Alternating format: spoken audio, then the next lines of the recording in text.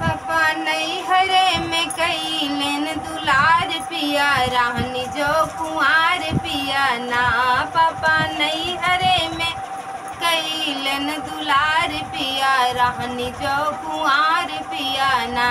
पापा नौकरी से आम से बुसंत राल आम। पापा नौकरी से आम से बुसंत राल आम।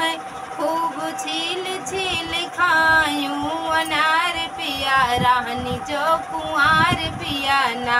खूब छील छील खायूं अनार पिया रहनी जो कुंवार पिया ना। पापा नैहरे में कैलन दुलार पिया रहनी जो कुंवार पिया ना। चाचा नैहरे में कैलन दुलार पिया रहनी जो कुंवार पिया ना। चाचा नैहरे में कैलन दुलार पिया रहनी जो कुंवार पिया ना। चाचा नौकरी से आम से बुसंत राल आम। चाचा नौकरी से आम से बुसंत राल आम।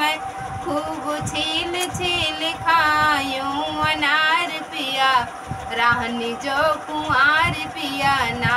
खूब छील छील खायूं अनार पिया रहनी जो कुंवार पिया ना।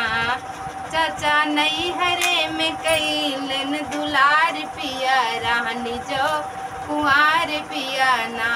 भैया नैहरे में कैलन दुलार पिया रहनी जो कुंवार पिया ना।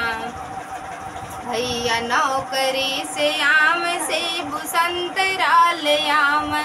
भैया नौकरी से आम से बुसंत राल आम। खूब छील छील खायूं अनार पिया रहनी जो कुंवार पिया ना। खूब छील छील खायूं अनार पिया रहनी जो कुंवार पिया ना।